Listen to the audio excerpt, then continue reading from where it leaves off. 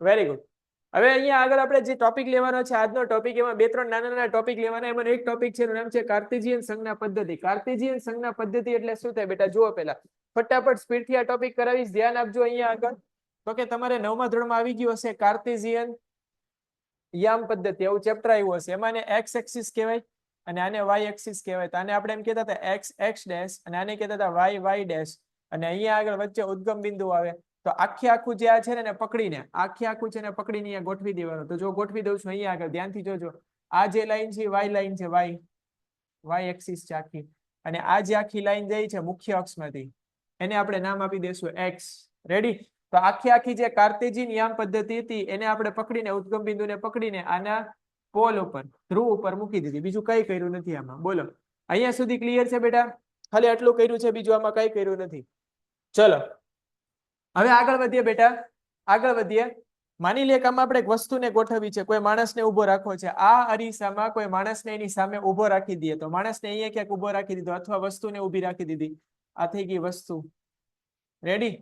તો આ ધ્રુવથી, આ ધ્રુવ વાળી લાઈનથી આપણે ડાબી બાજુ આવીએ છીએ. તો જો આપણે એક્સ અને વાય લેતા હોય તો આ બાજુનું અંતર હોય માઇનસમાં હોય અને પહેલી બાજુનું અંતર હોય પ્લસમાં હોય. આ બધાને ખબર છે. આ બાજુ આવીએ તો માઇનસ, પહેલી બાજુ જઈએ તો પ્લસ.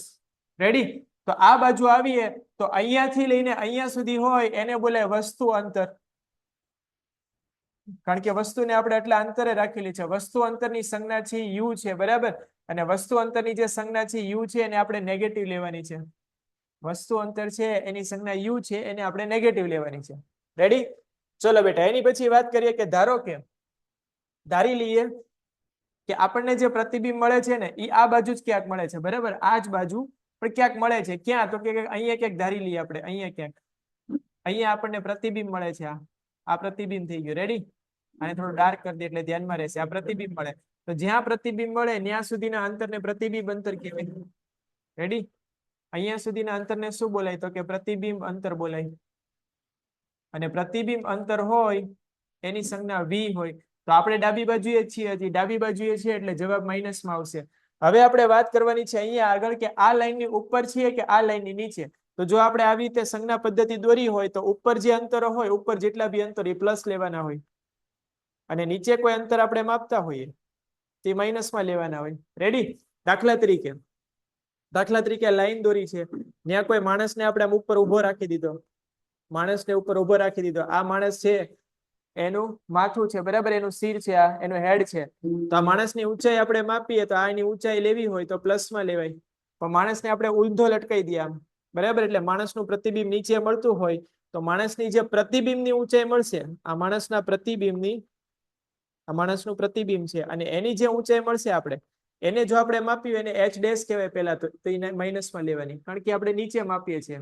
ઉપર માપતા હોય તો પ્લસ, નીચે માપીએ તો માઇનસ. તો અહીંયા આગળ હવે બીજી બે સંજ્ઞાઓ છે એને આપણે ઇન્ટ્રોડ્યુસ કરી દઈએ. વસ્તુની જે ઊંચાઈ હોય એને એચ કહેવાય અને પ્રતિબિંબની ઊંચાઈ હોય એને એચ ડેશ કહેવાય. વસ્તુ છે એ ઉપર રાખેલી છે એટલે પ્લસ લેવાની અને પ્રતિબિંબ આપણને નીચે લટકેલું મળે છે એટલે માઇનસ લેવાનું. તો આપણી પાસે ચાર સંજ્ઞા આવી ગઈ. વસ્તુ અંતર, સાંભળજો પેલા. વસ્તુ અંતર એટલે યુ થાય, જેને હંમેશા ઋણ જ લેવાનું છે, બરાબર? કોઈ માથાકૂટ નહીં, હંમેશા ઋણ જ લેવાનું. જ્યારે દાખલા ગણવાને આવશે ત્યારે હંમેશા ને ઋણ જ લેવાનું છે. એની પછી પ્રતિબિંબ અંતર હોય બેટા, એમાં કઈ યાદ જ નથી રાખવાનું. પ્રતિબિંબ અંતર હોય એને બોલાય પહેલા તો વી. એ ક્યારેક પ્લસ હોય ક્યારેક માઇનસ હોય. એનું કારણ છે કે ઘણીવાર પ્રતિબિંબ છે ઉપર મળી શકે. ઉપર મળે તો આ જે પ્રતિબિંબ હોય, બરાબર, ઉપરની સોરી પ્રતિબિંબ છે આ બાજુ મળી શકે અને આ બાજુ આપણે પ્રતિબિંબને માપતા હોઈએ તો અંતર પ્લસ લેવું પડે. તો પ્રતિબિંબ છે બે બાજુ મળે, ડાબી બાજુ મળી શકે, જમણી બાજુ મળી શકે. રેડી? તો એના માપવા માટે આપણે પ્લસ માઇનસ યાદ નથી રાખવાનું. યાદ ખાલી એટલું રાખવાનું છે બેટા કે યુ ઓલવેઝ માઇનસ લેવાનું છે. એની પછી વસ્તુની જે ઊંચાઈ હોય,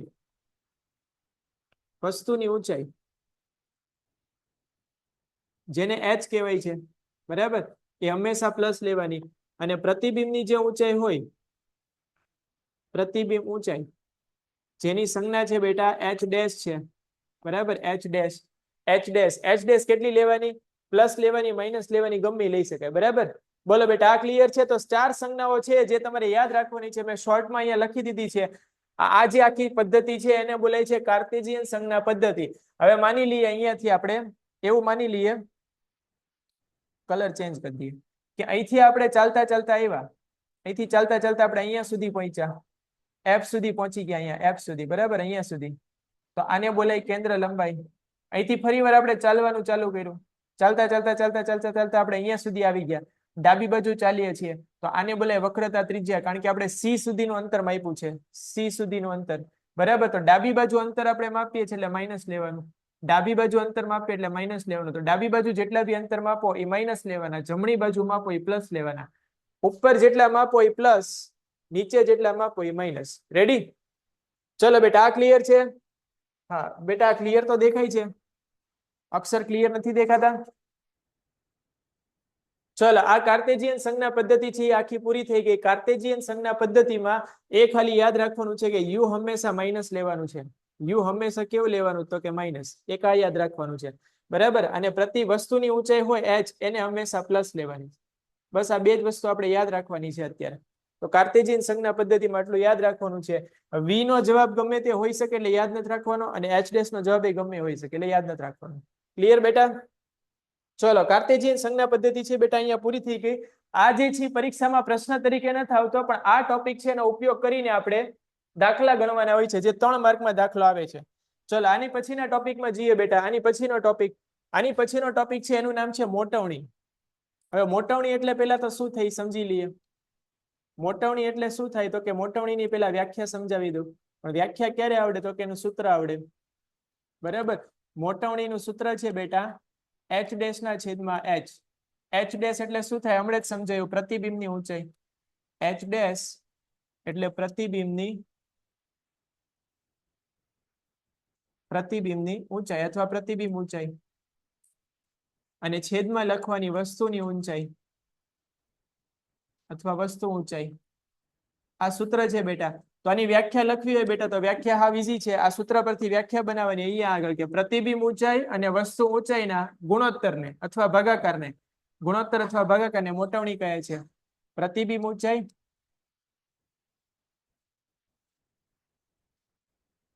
જેનું નામ છે એચ ડેશ, અને વસ્તુ ઊંચાઈ જેને કહેવાય છે એચ ના ગુણોત્તરને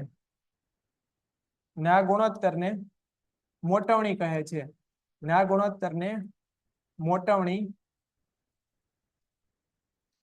કહે છે. તો જો આનું સૂત્ર આવડે બેટા તો આની વ્યાખ્યા આવડી જાય. પહેલાનું સૂત્ર યાદ રાખી લેવાનું. સૂત્ર યાદ રહી ગયું બધાને? હાવ ઈઝી છે. અને આમે યાદ રખાય બેટા, મોટવણી એટલે આઉટપુટના છેદમાં ઇનપુટ. આમે યાદ રખાય, પરીક્ષા ભૂલાઈ ના જાય એટલા માટે. આઉટપુટ એટલે શું કહેવાય? તો કે આઉટપુટ એટલે પ્રતિબિંબ કહેવાય. એ ક્યારે મળે? જ્યારે આપણે ઇનપુટ રાખીએ. ઇનપુટ એટલે વસ્તુને રાખીએ. આઉટપુટના છેદમાં ઇનપુટ એટલે મોટવણી થાય. પ્રતિબિંબના છેદમાં વસ્તુ. રેડી બેટા? અંશમાં હંમેશા પ્રતિબિંબ આવશે. તો પ્રતિબિંબની ઊંચાઈ છેદમાં વસ્તુની ઊંચાઈ આવશે. આ મોટવણીનું સૂત્ર થઈ ગયું. હવે એના એકમની વાત કરવાની છે બેટા. ત્યાંનો એસઆઈ એકમ શું આવે? મોટવણી હોય એનો એસઆઈ એકમ શું આવે? તો કે મોટવણી હોય એનો એસઆઈ એકમ બને જ નહીં, કારણ કે ઊંચાઈના છેદમાં ઊંચાઈ હોય તો એનો એકમ જ ના હોય. તો મોટવણી છે એકમ રહિત છે, આને કોઈ એકમ ના હોય. મોટવણી છે એ એકમ રહિત સંજ્ઞા છે. રેડી? મોટવણીને કોઈ એકમ હોતો નથી. ક્લિયર બેટા? યસ.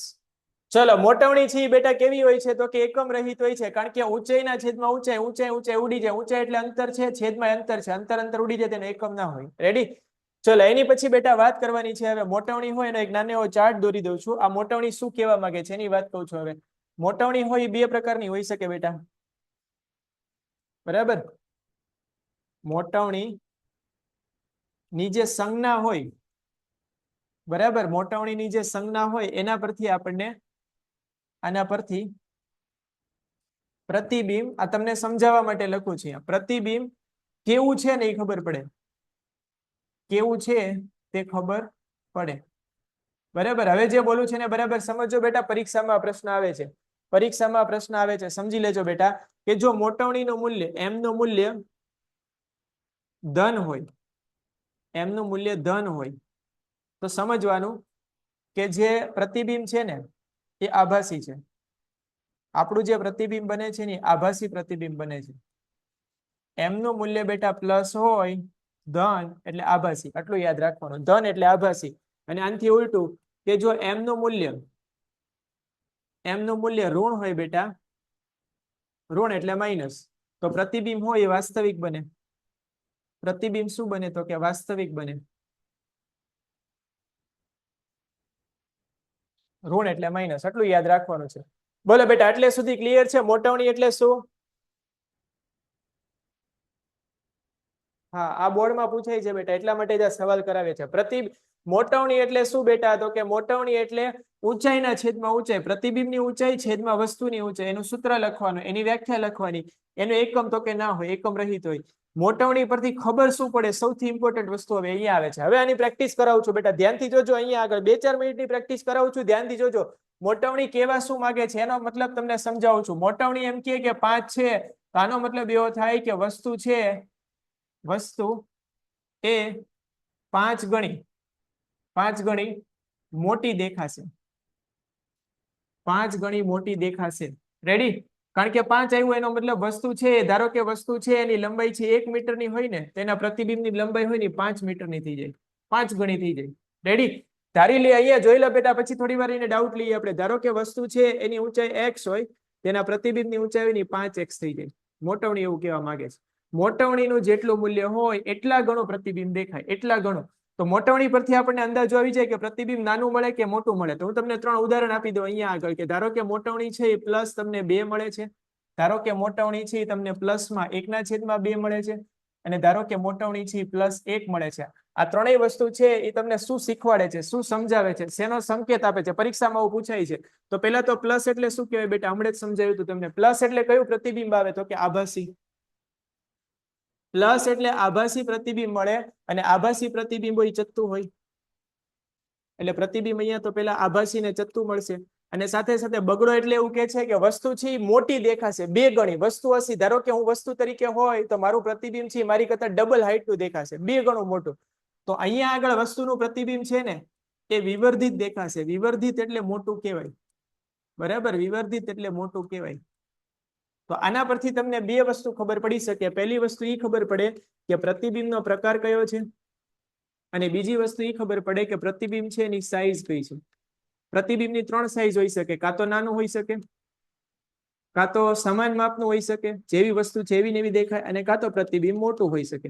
તો આના પરથી તમને 3 જવાબ મળી શકે સાઈઝ પરથી. અને પ્રકાર 2 જ હોઈ શકે, કાં તો આભાસી ને કાં તો વાસ્તવિક. ચલો બેટા, આમાંય પ્લસ આવે છે. પ્લસ નો મતલબ શું? હમણાં જ શીખવાડ્યો તો, આભાસી. પ્લસ એટલે આભાસી યાદ રાખવાનું. આભાસી એટલે ચત્તુ જ કહેવાય. અને 1/2 એટલે એવું કહેવાય કે 1 કરતા ઓછું છે, 1 કરતા ઓછું કહેવાય. અને 1 કરતા ઓછું એટલે વસ્તુ જે હશે ને નાની દેખાશે.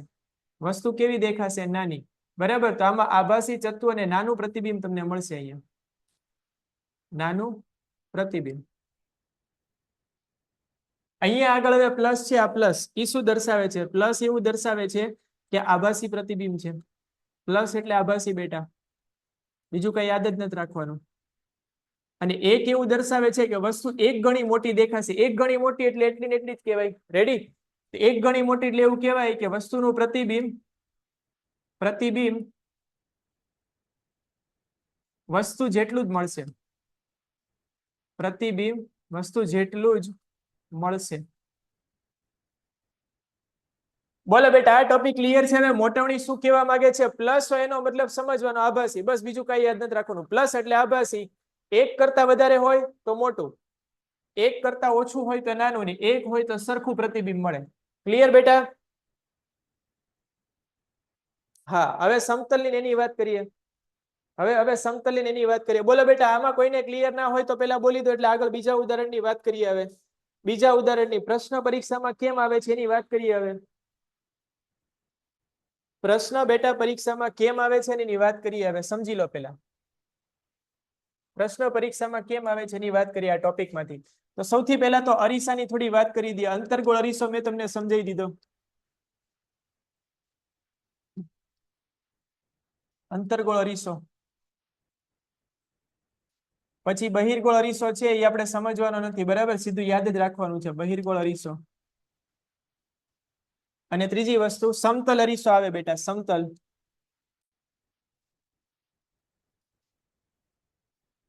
ત્રણ પ્રકારના અરીસા આવે, બધા લોકોને આ ખબર છે. રેડી? તો બોલો બેટા, પહેલો જે અરીસો હોય સમતલ અરીસો એ કેવું પ્રતિબિંબ આપે? તો કે આભાસી. બધાને ખબર છે, આપણે આની ચર્ચા થઈ ગઈ છે. આભાસી પ્રતિબિંબ હોય, ચત્તુ તો હોય જ તે. રેડી? અને કેવું પ્રતિબિંબ આપે? તો કે વસ્તુ જેટલું. વસ્તુ જેટલું જ પ્રતિબિંબ મળે. વસ્તુ જેટલી હોય એટલી ને એટલી દેખાય. બધા લોકો આ એવરીડે જોતા જશો, સવારે સમતલ અરીસાની સામે વાળ ઓળવા માટે, મેકઅપ કરવા માટે, સ્કૂલે જવા માટે તૈયાર થતા હશો, એટલે સમતલ અરીસાની સામે તમે ઉભા રહીને જોતા જશો. આ સમજાવવાની જરૂર નથી. અંતર્ગોળ અરીસામાં બે વસ્તુ પોસિબલ છે. બે વસ્તુ, બરાબર? બે વસ્તુને આપણે થોડી અલગ રીતે, કાં તો પ્રતિબિંબ વાસ્તવિક મળી શકે અથવા આભાસી મળી શકે. વાસ્તવિક હોય ઉલટું હોય જ, એટલે લખતો નથી, બરાબર? વાસ્તવિક પ્રતિબિંબ છે પાછું ત્રણ રીતે મળી શકે. વાસ્તવિક પ્રતિબિંબ ત્રણ રીતે મળી શકે. નાનું મળી શકે, મોટું મળી શકે, મોટું મળી શકે અને સરખું મળી શકે. એટલે સમાન ઊંચાઈનું મળી શકે, ત્રણેય મળી શકે. તો વાસ્તવિક પ્રતિબિંબની બધી વેરાયટી, નાનું, મોટું અને સરખું કોણ આપે? તો કે અંતર્ગોળ અરીસો આપે. તો વાસ્તવિક એટલે એવું યાદ રાખવાનું, અંતર્ગોળ અરીસો. ફરી વાર બોલું છું બેટા, વાસ્તવિક શબ્દ આવે કે વાસ્તવિક પ્રતિબિંબ બને છે એટલે યાદ રાખવાનું અંતર્ગોળ અરીસો, બીજું કઈ માથાકૂટ નહીં. અને આભાસી પ્રતિબિંબ હોય ને હંમેશા આમાં મોટું જ બને. હંમેશા આભાસી અને મોટું જ પ્રતિબિંબ આમાં બનશે, બરાબર? આમાં આભાસી અને વસ્તુ જેટલું બનતું હતું, આમાં આભાસી અને વસ્તુથી મોટું બને છે. તો મોટી વેરાયટી આવી ગઈ, વસ્તુ જેટલી વેરાયટી આવી ગઈ આભાસીમાં, તો વસ્તુથી નાની વેરાયટી આમાં આવશે. તો આમાં જે પ્રતિબિંબ બનશે બેટા એ આભાસી બનશે હંમેશા, બરાબર? હંમેશા આભાસી બનશે. અને બીજું, આભાસી પ્રતિબિંબ હશે વસ્તુ કરતા નાનું જ હશે હંમેશા. તો બોલો, અહીંયા આગળ જે સમજાવું છે સમજાઈ ગયું? આભાસી પ્રતિબિંબ જોતું હોય ને તો આપણે સવાલ કરવો પડે. આભાસી પ્રતિબિંબ જોતું હોય તેવો સવાલ પૂછવો પડે આપણે કે કઈ પ્રકારનું પ્રતિબિંબ છે? તો કે આભાસી. પણ એની સાઈઝ કઈ છે? નાની છે, મોટી છે કે પછી સરખી સાઈઝ છે, સમાન સાઈઝ છે? વસ્તુ જેટલી છે એટલી ને એટલી દેખાય છે. જો બેટા નાની સાઈઝની વાત હોય, આભાસી પ્રતિબિંબ પણ નાનું હોય, તો આપણે આ અરીસો લેવો પડે, બહિર્ગોળ. આભાસી પ્રતિબિંબ અને મોટું જોતું હોય તો અંતર્ગોળ લેવો પડે. અને આભાસી પ્રતિબિંબ જેવું હોય એવું ને એવું જોતું હોય તો સમતલ અરીસો લેવો પડે. તો આભાસી પ્રતિબિંબ મેળવવા માટે ત્રણેય અરીસાને વાપરવા મળે, જ્યારે અંતર્ગોળ અરીસા દ્વારા આપણે બધા વાસ્તવિક પ્રતિબિંબ મેળવી શકાય. બોલો બેટા, આ ક્લિયર છે? આ ચાર્ટ યાદ રાખી લેવાનો, બીજું કઈ નહીં.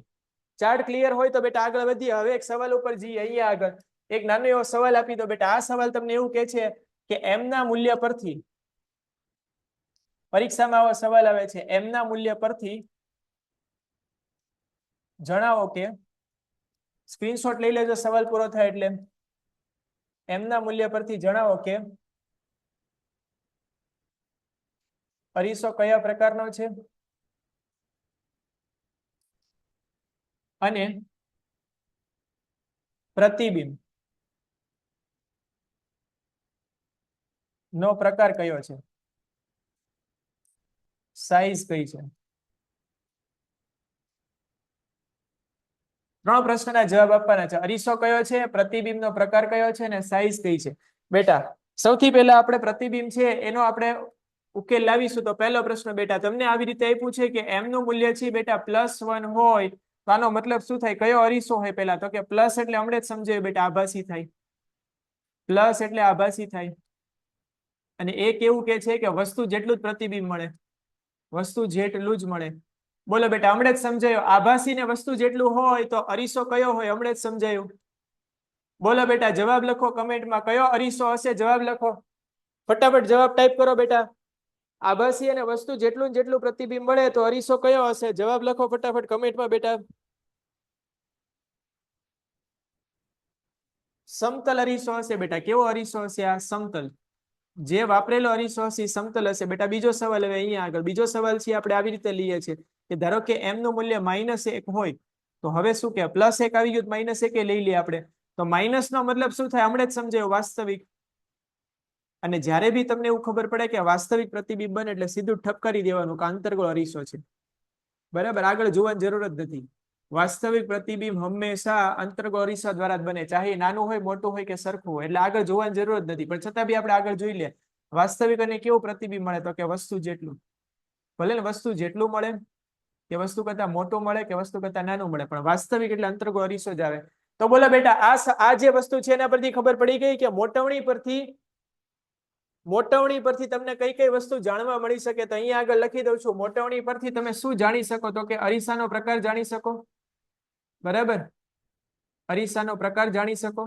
અરીસાનો પ્રકાર તમે ડાયરેક્ટ ના જાણી શકો, એના માટે પહેલા શું જાણવું પડે તો કે પ્રતિબિંબનો પ્રકાર, બરાબર, પ્રતિબિંબનો પ્રકાર. ને પ્રતિબિંબનો પ્રકાર એટલે એમાં એવું યાદ રાખવાનું કે પ્રતિબિંબ છે એ વાસ્તવિક છે એટલે એનો પ્રકાર યાદ રાખવાનો કે વાસ્તવિક છે કે આભાસી, અને સાથે સાથે એની સાઈઝ યાદ રાખવાની.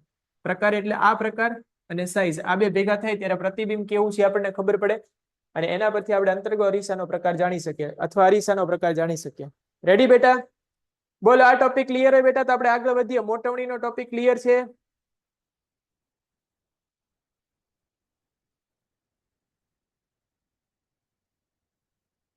મોટવણી વાળો ટોપિક બેટા બધા લોકોને ક્લિયર છે? તો આપણે આગળ જઈએ, હવે નેક્સ્ટ ટોપિક તરફ આગળ વધીએ. વેરી ગુડ, ચલો.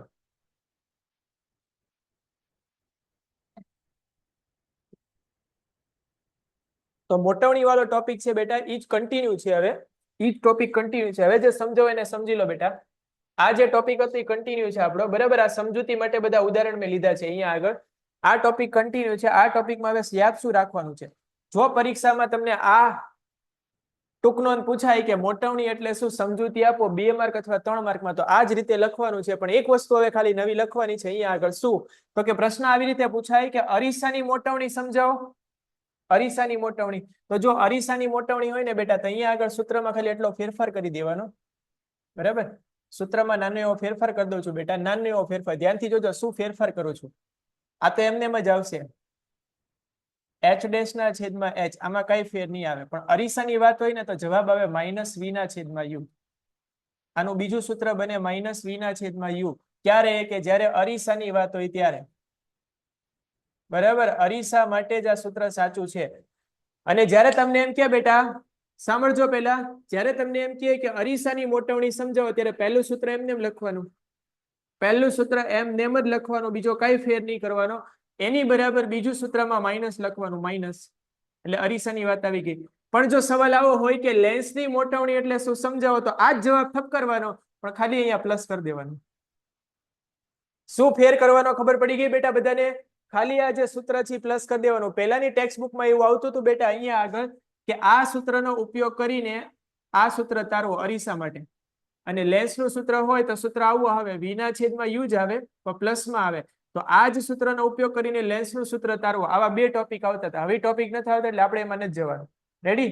તો 2 ટોપિક આમાંથી બને છે બેટા. એક જ પ્રશ્નમાં 2 પ્રશ્ન તમને કરાવી દીધા છે મેં. ક્લિયર?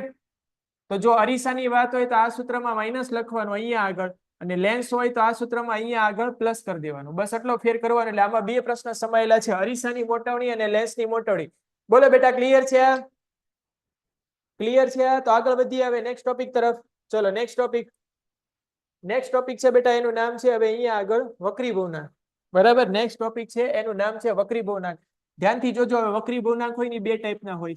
પહેલા તો વક્રી ભવનાંક શું કહેવાય એ સમજાવું છું, પછી એની વ્યાખ્યા સમજાવું છું, બરાબર. વક્રી ભવનાંક હશે 2 ટાઈપના હશે. એક કહેવાય સાપેક્ષ અને બીજો કહેવાય નિરપેક્ષ. એક વક્રી ભવનાંક હોય એને સાપેક્ષ બોલાય, બીજા વક્રી ભવનાંકને બોલાય બેટા નિરપેક્ષ. સાપેક્ષ અને નિરપેક્ષમાં ફેર શું હોય તો કે જ્યારે આમ લખ્યું ને વક્રી ભવનાંકની આ સંજ્ઞા છે, બરાબર. n કરવાનો પહેલા, પછી આ પાખ્યું મોટું કરી દેવાનું.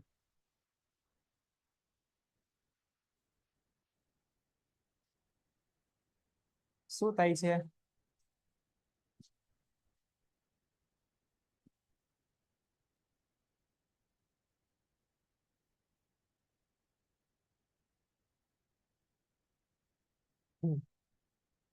વક્રી ભવનાંક છે બેટા, એની સંજ્ઞાનું નામ છે n, અથવા આ સંજ્ઞાને બોલાય છે ઈટા, બરાબર. ઈટા કહેવાય છે. જેમાં આલ્ફા બોલાય, આને બીટા બોલાય, આને ગેમા બોલાય, આને થીટા બોલાય છે, બરાબર. ગણિતમાં આવતું હશે એમ. આને ઈટા બોલાય. ઈટામાં n આવી રીતે કરી દેવાનું. આ સંજ્ઞાનું નામ ઈટા છે. વક્રી ભવનાંકની સંજ્ઞા બેટા આવી રીતે હોય. તો સાપેક્ષ વક્રી ભવનાંક હોય ને એમાં હંમેશા n કર્યો હોય યા તો ઈટા કર્યો હોય, પછી પહેલા કંઈક લખેલું હોય સાથે સાથે બીજું કંઈક લખેલું હોય. દાખલા તરીકે પહેલા લખેલું છે x ને પછી લખેલું છે y, બરાબર. તો આને આમ લખી શકાય કે n(xy). નિરપેક્ષ વક્રી ભવનાંકમાં n પછી ખાલી એક જ વસ્તુ લખેલી હોય, કાં તો x લખેલો હોય કાં તો y લખેલો, એક જ આંકડો લખેલો હોય, બીજું ના લખેલો હોય. રેડી બેટા? નિરપેક્ષ વક્રી ભવનાંકમાં માત્ર એક જ વસ્તુ લખેલી હોય, સાપેક્ષ વક્રી ભવનાંક હોય એમાં બે વસ્તુ લખેલી હોય. હવે આનો મતલબ શું થાય સમજાવું છું બેટા, સમજી લો. આનું સૂત્ર બનાવવું હોય તો આનું સૂત્ર બનાવતા શીખવાડું છું. હવે કેવી રીતે બનાવવાનું, તો કે અહીંયા લખી દો 2 1 બરાબર, અંશમાં ઝડપ લેવાની, છેદમાં ઝડપ લેવાની. પ્રકાશની ઝડપ છે અંશમાં, પ્રકાશની ઝડપ છે છેદમાં. અહીંયા આગળ જે પહેલું હોય ને એને છેદમાં લખવાનું, એટલે બગડો છેદમાં લખી દઉં. રેડી? પહેલું હોય ને બેટા છેદમાં લખવાનું. અહીંયા આગળ પહેલું છે બગડો છે એટલે છેદમાં V2 લખી દઉં. બીજું હોય અંશમાં લખવાનું. ધારો કે તમને એમ કે આનું સૂત્ર બનાવો N32 નું સૂત્ર, તો આનું સૂત્ર બને V ના છેદમાં V. આ પહેલું આવે છે 3 તો V3 કરી નાખો, પછી 2 આવે તો V2 કરી નાખો. ધારો કે તમને એમ કે આવું સૂત્ર બનાવો NXY, તો આને એમ બોલાય કે VY ના છેદમાં VX. રેડી? બોલો બેટા, સૂત્ર બનાવતા આવડી ગયા પેલા બધાને? સાપેક્ષ વક્રી ભવનાંકનું સૂત્ર કેવી રીતે બને, બધા લોકોને ક્લિયર છે? આ સાપેક્ષ વક્રી ભવનાંક હોય એનું સૂત્ર કેવી રીતે બને, તો કે આવી રીતે બને. ધારો કે આમ લખ્યું છે સૌથી પહેલા હવા, પછી કાઉન્સ કરીને એવું લખ્યું છે પાણી. તો આ સૂત્ર આપણને એવું કહે છે કે અંશમાં આપણે વેગ લેવાનો, છેદમાં વેગ જ લેવાનો. તો હવા પહેલા આવે છે એટલે નીચે લખી દેવાનું હવા, અને અહીંયા લખવાનું પાણી. તો આ શું કહે છે, તો કે પ્રકાશની પાણીમાં ઝડપ અને પ્રકાશની હવામાં ઝડપ, આ બેનો જે ભાગાકાર હોય એને સાપેક્ષ વક્રી ભવનાંક કહેવાય. રેડી? સૂત્ર કેમ બનાવવાનું ક્લિયર છે બેટા? બોલો, સૂત્ર બનાવતા આવડી ગયું હોય તો હવે આપણે એની વ્યાખ્યા ઉપર જઈએ ધીરે ધીરે કરીને. ચલો, સૌથી પહેલા સાપેક્ષ વક્રી ભવનાંક છે એની વ્યાખ્યા સમજાવું છું. સાપેક્ષ વક્રી ભવનાંક એટલે શું કહેવાય, વ્યાખ્યા તમને સૂત્ર પરથી આવડી જશે. સાપેક્ષ વક્રી ભવનાંક એટલે શું સમજાવો, 2 માર્કનો પ્રશ્ન છે. સમજાવવાની મેથડ બી બહુ ઈઝી છે બેટા. પહેલા વ્યાખ્યા લખવાની છે, પછી આપણે સૂત્ર ઠપ કરવાનું છે, અને પછી આપણે એનો એકમ લખવાનો. આટલું લખો એટલે આ પ્રશ્ન પૂરો. રેડી? ચલો બેટા, સૌથી પહેલા એનું એક સૂત્ર બનાવી દઉં છું. N21 બરાબર V1 ના છેદમાં V2. હમણાં જે સૂત્ર બનાવતા શીખવાડ્યું, પહેલા આવે ને છેદમાં લખવાનું, પછી આવે ને અંશમાં. બરાબર? હવે આને વંચાઈશું તો કે આને બોલાય પ્રકાશની ઝડપ, આને બોલાય પ્રકાશની ઝડપ. આ પ્રકાશની ઝડપ છે, બરાબર, અને આ પ્રકાશની ઝડપ જ છે. બે પ્રકાશની ઝડપ. આને એમ વંચાય માધ્યમ 1 માં પ્રકાશની ઝડપ, આને એમ બોલાય માધ્યમ 2 માં પ્રકાશની ઝડપ. તો હવે એની વ્યાખ્યા બની ગઈ કે માધ્યમ 1 માં પ્રકાશની ઝડપ અને માધ્યમ 2 માં પ્રકાશની ઝડપના ભાગાકારને, માધ્યમ 1 માં પ્રકાશની ઝડપ અને માધ્યમ 2 માં પ્રકાશની ઝડપના ભાગાકારને સાપેક્ષ વક્રી ભવનાંક કહે છે. બરાબર? હવે કોનો સાપેક્ષ વક્રી ભવનાંક, કોની સાપેક્ષ, એ વાત કરવાની છે. તેને એમ બોલાય કે માધ્યમ 2 નો વક્રી ભવનાંક પહેલાની સાપેક્ષ. માધ્યમ 2 નો વક્રી ભવનાંક પહેલાની સાપેક્ષ. આને કેમ વંચાય અહીંયા આગળ N21 ને, તો કે આને એમ બોલાય કે માધ્યમ 2 નો વક્રી ભવનાંક માધ્યમ 1 ની સાપેક્ષ. પહેલું હોય એનો વક્રી ભવનાંક બીજાની સાપેક્ષ. રેડી? તો આની વ્યાખ્યા અહીંયા આગળ બનાવું છું, ધ્યાનથી જોજો બેટા. અહીંયા આગળ આ સૂત્રને ફરીવાર અહીંયા લખી દઉં, પછી એની વ્યાખ્યા બનાવી દઈએ. V1 ના છેદમાં V2 એટલે કે એમ બોલી શકાય કે માધ્યમ 1 માં પ્રકાશની ઝડપ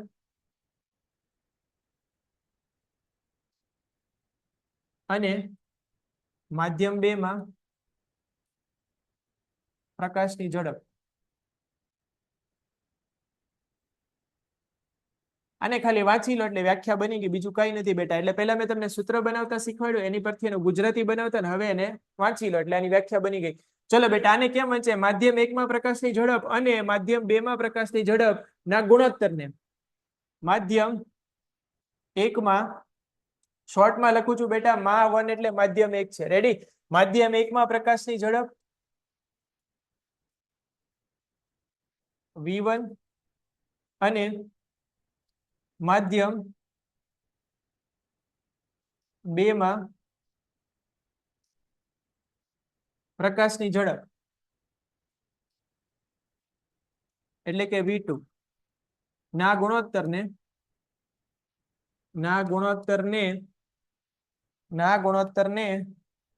માધ્યમ 2 નો માધ્યમ 1 ની સાપેક્ષે વક્રી ભવનાંક કહે છે.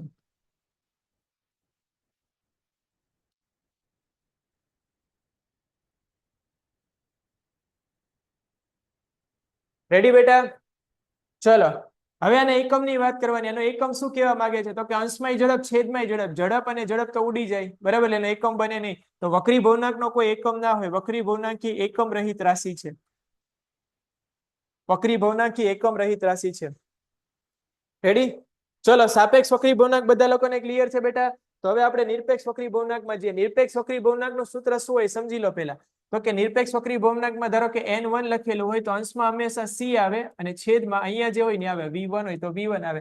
દાખલા તરીકે n2 કીધું હોય તો અંશમાં c હોય તો c ને નીચે v2 લખવાનું. દાખલા તરીકે nx કીધું છે તો અંશમાં તો c જ આવે, છેદમાં vx આવે.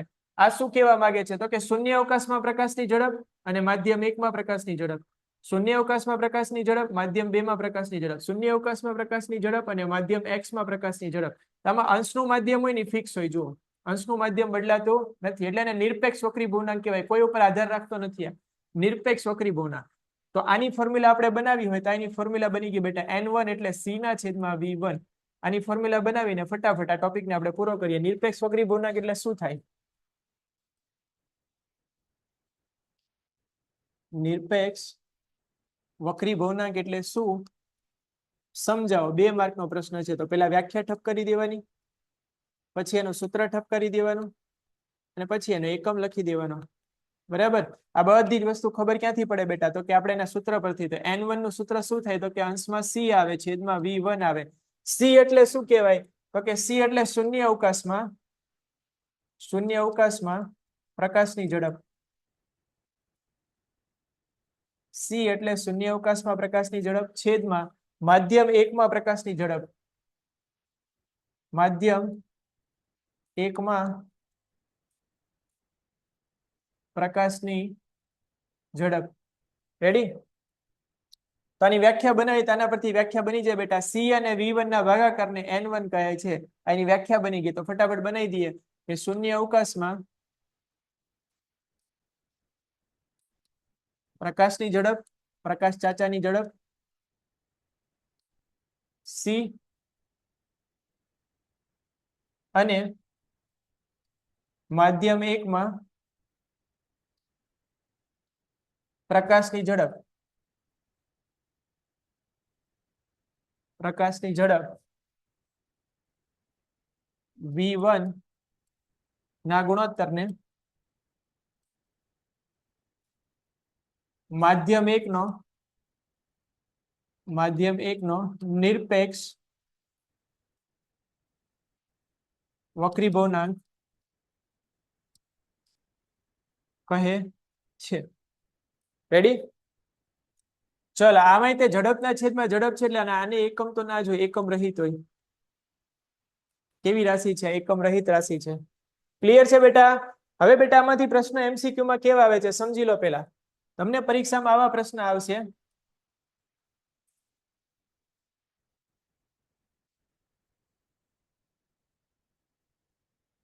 બોલો બેટા, આનો જવાબ શું આવશે? ફટાફટ કોઈને જવાબ ખબર હોય તો જવાબ લખી દો. ભાઈ તો ફટાફટ આને સોલ્વ કરી દઈએ. સોલ્વ કેમ કરવાનો બેટા જોઈ લો અહીંયા આગળ. આનો જવાબ આપણે ગોતવો હોય તો કેવી રીતે ગોતાય? તો કે નાનું એવું ગણિત લખવાનું છે. અહીંયા n21 ના છેદમાં n21 હોય તો આને એમ લખાય n2 ના છેદમાં n1. આને એમ લખાય n1 ના છેદમાં n2. રેડી? પહેલા હોય અંશમાં, પછી હોય છેદમાં. આ n છે બેટા, v નથી, આ વેગ નથી. બરાબર? આ વેગની વાત નથી થતી, n ની વાત થાય.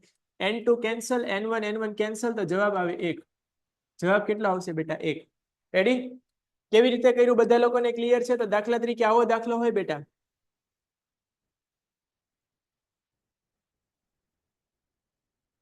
બોલો બેટા, આનો જવાબ શું આવી શકે? ઓપ્શન તમને બાજુમાં હું આપી દઉં છું. ઓપ્શન તમને બાજુમાં આપી દઉં છું.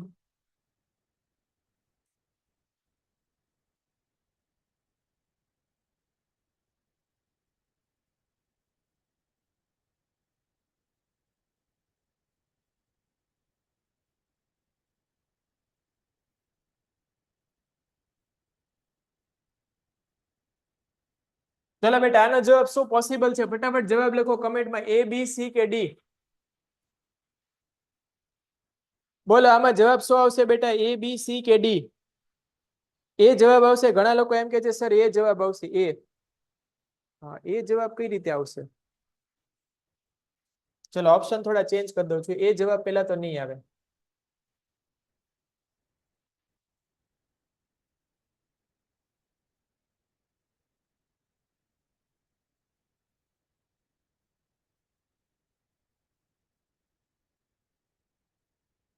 ચલો હવે વિચારીને જવાબ આપો બેટા, શું જવાબ આવશે? હમણાં જ મેં તમને આ સૂત્ર બનાવતા શીખવાડ્યું.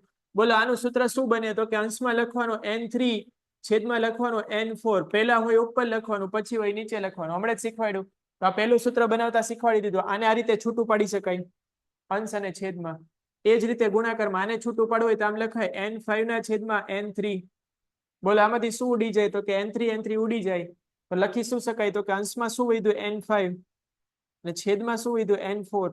બોલો આવો કોઈ ઓપ્શન દેખાય છે આમાં? 5 ના છેદમાં 4 આવતો ઓપ્શન છે A, B, C કે D? તો કે C is the correct answer. Ready? અને C ને આવી રીતે બોલી શકાય બેટા, n5 4. ક્લિયર? n5 4. કારણ કે હમણાં આપણે આને છૂટું પાડતા હતા. જો આને છૂટું પાડીએ બેટા તો અંશમાં 5 આવે અને છેદમાં 4 આવે. તો કદાચ આવો ઓપ્શન હોઈ શકે અથવા આવો ઓપ્શન હોઈ શકે. તો આ ટાઈપના પ્રશ્નો છે એ સાપેક્ષ વક્રી ગુણકમાંથી. બીજો પ્રશ્ન છે એમાં શું કરવાનું છે સમજી લે. પહેલા છૂટું પાડવાનું છે, બીજું કઈ કરવાનું નથી. છૂટું પાડીને મજા કરવામાં. પ્રશ્ન શું હતો? તો કે n34 ગુણાકારમાં n53. આવું હતું. બરાબર? આને છૂટું પાડવું હોય તો આનું સૂત્ર શું બને? તો કે અંશમાં લખવાનું પહેલું હોય n3, છેદમાં લખવાનું હોય n4. બરાબર? પહેલું હોય અંશમાં લખવાનું, બીજું હોય છેદમાં લખવાનું ગુણાકારમાં. આમાં એવું જ કરવાનું, n5 n3. હવે સાદું ગણિત લગાવવાનું. બોલો અંશમાં છે અને આ છેદમાં છે એટલે ઉડી જાય. આ ઉડે 4 અને 5? તો કે ના ઉડે. આ 5 છે ને આ 4 છે. આ પાંચમા માધ્યમનો વક્રી પૂર્ણાંક છે, ચોથા માધ્યમનો વક્રી પૂર્ણાંક. આ ઉડી ના શકે. રેડી? તો આપણે હવે અંશમાં લખવું હોય તેમ લખી શકાય. અંશમાં આવું વધ્યું છે કંઈક n5 અને છેદમાં કંઈક આવું વધ્યું છે n4. તો આ આપણો જવાબ છે. ક્લિયર? હા. ચલો આગળ જઈએ હવે આપણે નેક્સ્ટ ટોપિક તરફ. નેક્સ્ટ ટોપિક બેટા, નેક્સ્ટ ટોપિક નું નામ છે લેન્સનો પાવર. બરાબર? નેક્સ્ટ ટોપિક નું નામ છે લેન્સનો પાવર. નાનો એવો ટોપિક છે પણ વેરી મોસ્ટ આઈએમપી ટોપિક છે. પરીક્ષામાં આવશે ને આવશે, 100% આવશે. આ ટોપિક 100% આવશે. લેન્સનો પાવર એટલે શું કહેવાય? પહેલા તો કે એની વ્યાખ્યા છે એ બધાને આવડતી હશે, કદાચ તૈયાર કરી હશે. તો લેન્સનો પાવર એટલે કેવા શું માંગે છે એની આપણે વાત કરીએ. તો કે લેન્સ એવું કહેવા માંગે છે કે લેન્સની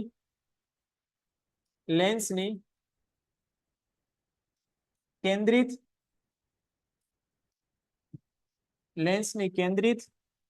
અથવા વિકેન્દ્રિત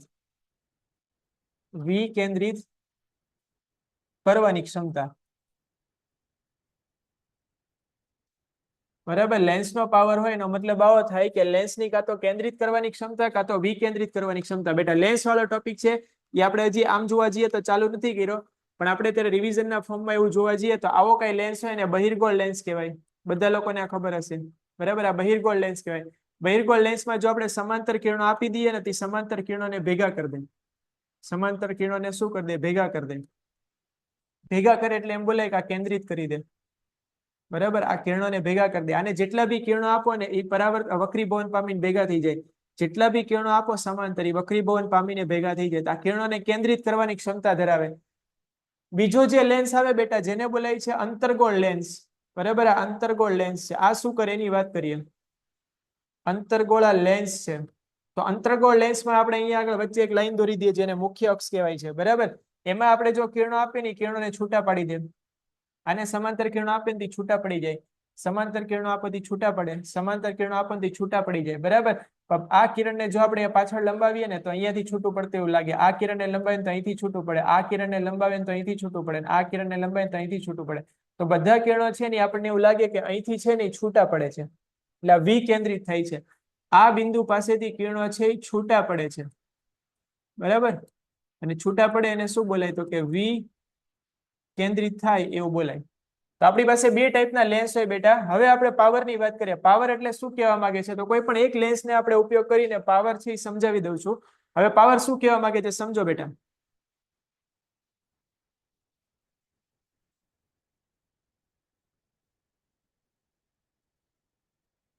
બે લેન્સ દોર્યા છે બેટા. સાંભળજો અહીંયા શું બોલું છું. બે લેન્સ દોર્યા છે અને આ બે લેન્સ દોરીને હવે એક આકૃતિ દોરું છું. તમારી પાસે આ સવાલનો હું જવાબ માંગીશ. બરાબર? એવી આશા રાખું છું કે આમાં આપણે સમાંતર કિરણો આપ્યા અહીંયાથી અહીંયા ભેગા થઈ ગયા. આમાં સમાંતર કિરણો આપણે જેટલા બી આપ્યા ને ત્યાં ભેગા થઈ ગયા.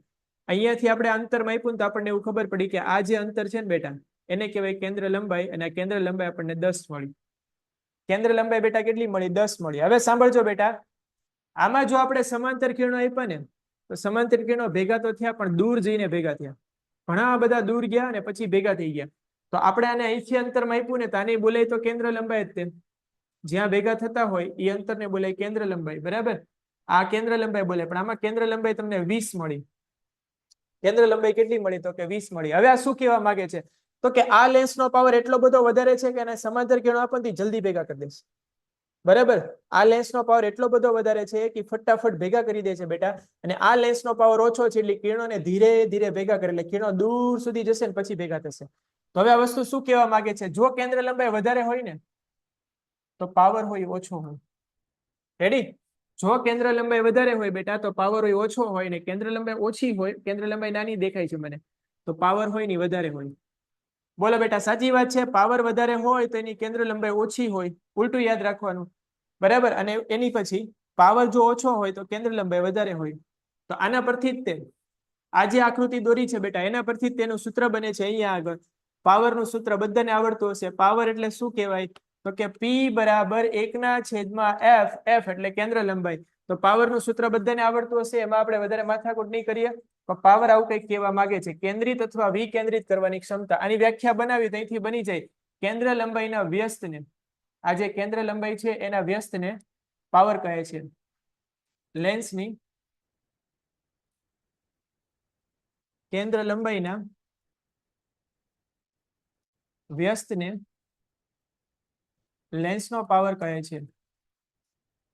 લેન્સનો પાવર P કહે છે. તો જ્યારે લેન્સ છે એના પાવર પાસે ટૂંકનો લખવાની વાત આવે તો સૌથી પહેલા આવું લખવાનું કે લેન્સનો પાવર એટલે લેન્સની કેન્દ્રિત અથવા વિકેન્દ્રિત કરવાની ક્ષમતા. લેન્સના પાવરની વ્યાખ્યા, લેન્સની કેન્દ્ર લંબાઈના વ્યસ્તને લેન્સનો પાવર કહે છે. એટલે કે P બરાબર 1/f. એની પછી આનો SI એકમ લખવાનો બેટા. તો આનો SI એકમ લખવો હાવ ઈઝી છે. બરાબર, આ સૂત્ર પરથી જ બનાવી લેવાનું. આ સૂત્ર એવું કહે છે કે અંશમાં એકડો લખવાનો અને છેદમાં કેન્દ્ર લંબાઈ હોય, લંબાઈ જ છે, લંબાઈને શેમાં મપાય? મીટરમાં. તો 1/મીટર અથવા મીટરની -1 ઘાત. આ મીટર ઉપર જાય તો -1 થઈ જાય. રેડી? તો મીટર ઇનવર્સ, બેમાંથી એક આનો એકમ છે. અથવા આનો બીજો એકમ છે એનું નામ છે ડાયોપ્ટર. બીજા એકમનું નામ શું છે? તો કે ડાયોપ્ટર. બરાબર, ડાયોપ્ટર એટલે એને બોલાય કેપિટલ D. તો પાવરના બે એકમ છે બેટા, 1/મીટર અથવા ડાયોપ્ટર. આ વસ્તુ યાદ રાખી લેજો, ડાયોપ્ટર જેની સંજ્ઞા D છે.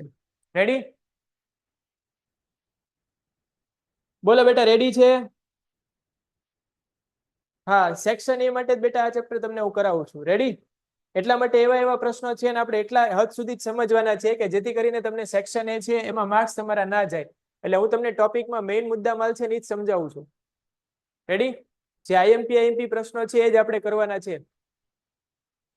ચલો, આ ક્લિયર છે? પાવર એટલે સુધી? હા, બીજો લેક્ચર સ્ટાર્ટ થયો છે.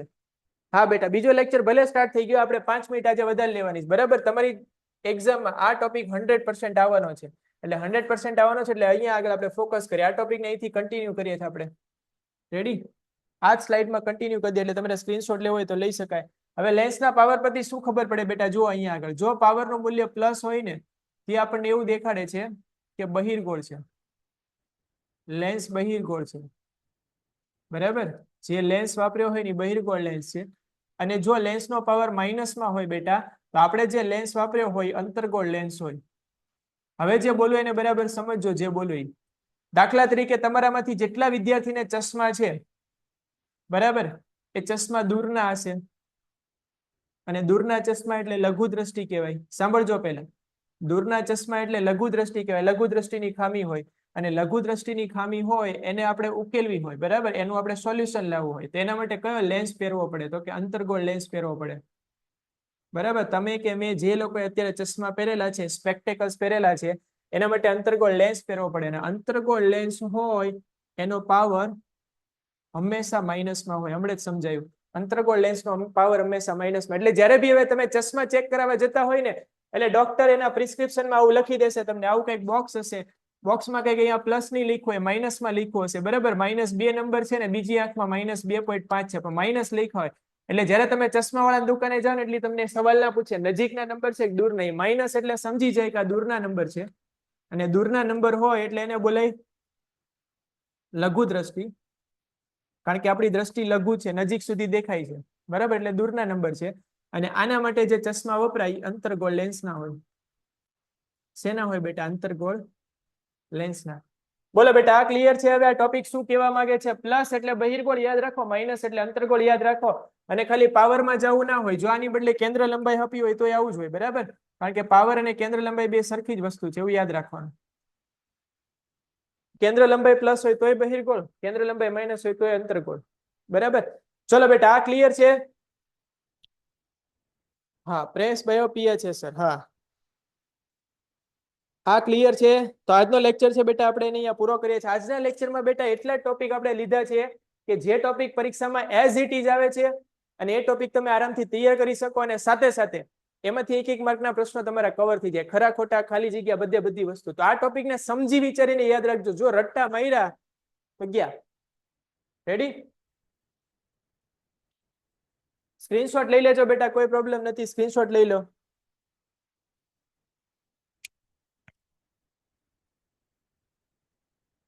ચલો બેટા, આજનો લેક્ચર છે ને અહીંયા સમાપ્ત કરીએ છીએ.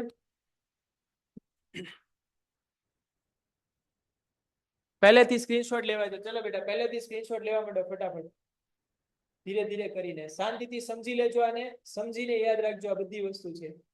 ચલો, પહેલો અહીંયા પહેલી સ્લાઇડ આપી છે. ચલો નેક્સ્ટ, બીજી સ્લાઇડ.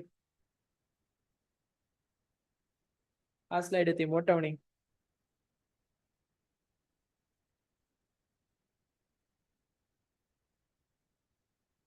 સર, આ રવિવારે મારું પેપર સોલ્વ કરજો ને. બેટા, આખું પેપર તો કેમનું સોલ્વ થશે? બોલો, તમારે જે ડાઉટ એ મને કહી દેવાના ફટાફટ.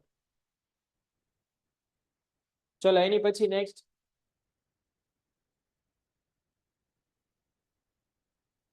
બેટા, આ ચેપ્ટરની પીડીએફ તમને નહીં મળે એટલા માટે તમે સ્ક્રીનશોટ લઈ લેજો.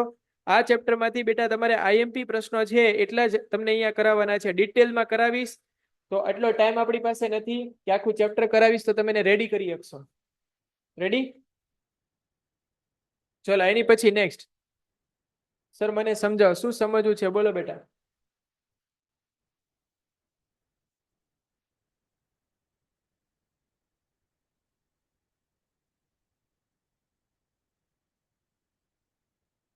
ચલો નેક્સ્ટ.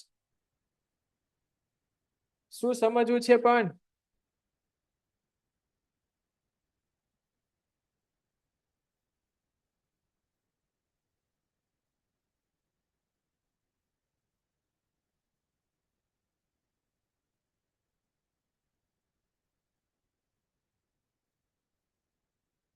હા, બોલો, શું પ્રશ્ન છે? તીર્થ પંચાલ.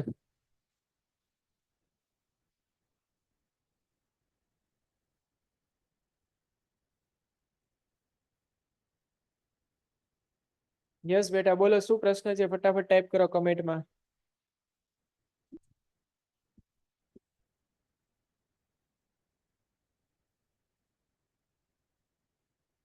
ચેપ્ટર 5 છે, બાકી છે. રેડી? હા, 1 માઇક્રો એમ્પિયર બરાબર કેટલા મિલી એમ્પિયર? ચલો સોલ્વ કરાવી દો. 2 મિનિટ આના સ્ક્રીનશોટ લઈ લો પહેલા ફટાફટ. આવો પ્રશ્ન પરીક્ષામાં અચૂક આવે છે અને આવશે બી ખરી. ચલો, એની પછીનો સ્ક્રીનશોટ લઈ લો. એક વિદ્યાર્થીનો પ્રશ્ન છે. આ તો બરાબર છે, આને લેવાની જરૂર નથી. ચલો, સ્લાઇડ એક નવી ઉમેરી દી. આવો પ્રશ્ન પરીક્ષામાં વારે વારે આવે છે. 1 માઇક્રો એમ્પિયર બરાબર ખાલી જગ્યા મિલી એમ્પિયર, બરાબર, આને માઇક્રો કહેવાય છે, માઇક્રો, બરાબર, અને આ જે છે ને મિલી કહેવાય છે. આવો પ્રશ્ન પરીક્ષામાં વારે વારે આવે છે. જેને આવડતું એને વાંધો નહીં. હવે શું કરવાનું ધ્યાન રાખો, જ્યારે માઇક્રોને કાઢી નાખો ને તો 10⁻6 લાગે. જ્યારે મિલી શબ્દ હોય ને કાઢી નાખો ને તો 10⁻3 લાગે. જ્યારે નેનો શબ્દને કાઢી નાખો બેટા, આને નેનો કહેવાય, એને આવે ઘણી વાર, તો 10⁻9 લાગે.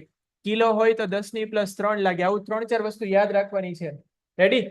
તો હવે આમાં કરવાનું શું? તો કે અહીંયા આગળ ધારી લેવાનું આ પ્રશ્ન ચિહ્ન છે, અથવા એવું ધારી લેવાનું કે અહીંયા એક્સ આપ્યો છે, બરાબર, આ એક્સ છે, તો એક્સ ના ગુણાકારમાં મિલી એમ્પિયર છે. આ બાજુ આવે તો ભાગાકારમાં આવી જાય. તેને એમ બોલી શકાય 1 માઇક્રો એમ્પિયર હતું, એના છેદમાં મિલી એમ્પિયર આવી ગયું. અને બરાબર આપણો એક્સ જે ગણવાનો છે વૈધો શું ઉડે તો કે એમ્પિયર એમ્પિયર ઉડી જાય. એકડો લખવાની જરૂર નથી. માઇક્રો એટલે આવું લખવાનું બેટા, હમણાં જ સમજાવ્યું 10⁻6. અને મિલી એટલે આવું લખવાનું 10⁻3. હવે સાદું ગણિત છે અહીંયા આગળ. આ -3 ને ઉપર ફેંકી દો તો કેવી થઈ જશે પ્લસ. તો 10⁻6 વત્તા 3 તો 10⁻3 આ જવાબ. રેડી? આવી રીતે સોલ્વ કરવાનો છે. ક્લિયર છે આ? હા, આવો પ્રશ્ન પૂછાય છે બેટા પેપરમાં. ક્લિયર? અનિરુદ્ધ સર આવી ગયા છે.